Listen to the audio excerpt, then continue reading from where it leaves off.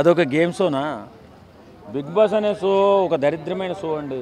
అసలు సమాజానికి ఎలాంటి ఉపయోగం లేనటువంటి ఒక నికృష్టమైన నీతి లేనటువంటి షో నాగార్జున నిర్వహిస్తున్నాడు. నిజంగా బిగ్ బాస్ అనే షో వల్ల సమాజానికి ఎలాంటి ఉపయోగం లేదు, యువతకు ఎలాంటి ఉపయోగం లేదు.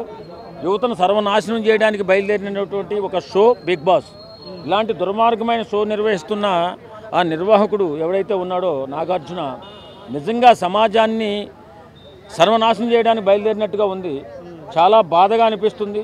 ఎందుకంటే ఎలాంటి సంస్కారం లేనటువంటి వ్యక్తుల్ని బిగ్ బాస్లో తీసుకోవడం, ఎలాంటి వాల్యూస్ లేనటువంటి వ్యక్తుల్ని బిగ్ బాస్లో తీసుకుని వాళ్ళతో ఏదో షో చేసి చాలా చండాలమైన షోగా ఈవేళ చరిత్రలో నిలిచిపోవడానికి కారణమైంది బిగ్ బాస్.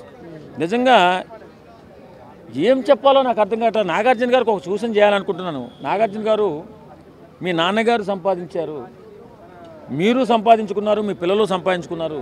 కానీ ఇలాంటి దరిద్రమైన షోల్ని, సమాజంలో విష సంస్కృతిని ప్రేరేపించినటువంటి షోల్ని మీరు ఎందుకు ప్రోత్సహిస్తున్నారో నాకైతే అర్థం కావట్లేదు. మీరు పని చేయండి, అద్భుతంగా ఒక చెప్పాలో చెప్పకూడదు నాకైతే అర్థం కావట్లేదు. హై క్లాస్ బ్రోతల్ హౌస్ పెట్టుకుంటే చాలా బాగుంటుంది నాగార్జున. ఎందుకు అలా అంటున్నారు? కారణం ఏంటి? కారణమా, ఇంత నీచంగా ఎక్కడా ఎథిక్స్ లేని మనుషుల్ని తీసుకొచ్చి, ఎలాంటి సంస్కారం లేని మనుషుల్ని తీసుకొచ్చి బిగ్ బాస్లో ఆడిస్తూ వెగిటి మాటలు వెర్రితలలో వేస్తున్నటువంటి బిగ్ బాస్ షో పరమ దరిద్రంగా తెలుగు రాష్ట్రాల్లో తయారైంది. ఈ బిగ్ బాస్ షోని చూస్తున్న పిల్లలు కూడా వాళ్ళ చదువులు పాడు చేసుకుంటున్నారు. యువతకు ఎలాంటి భరోసా లేదు. ఇప్పుడు నాకు తెలియకడుగుతాను, బిగ్ బాస్ షోలో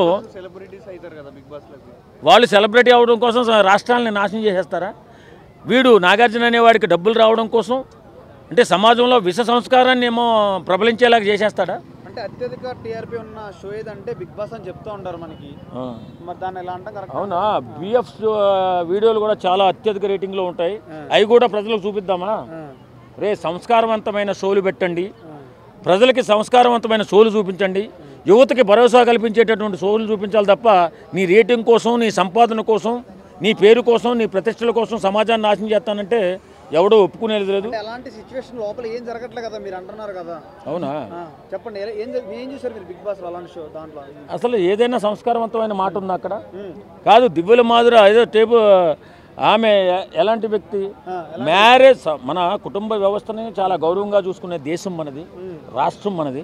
అలాంటి వ్యక్తి ఒక భర్తను వదిలేసినటువంటి ఒక భార్యను వదిలేసి ఇంకా విడాకులు కూడా తీసుకోకుండానే సంసారం చేస్తున్నటువంటి నీచ సంస్కృతి కలిగిన ఆడది.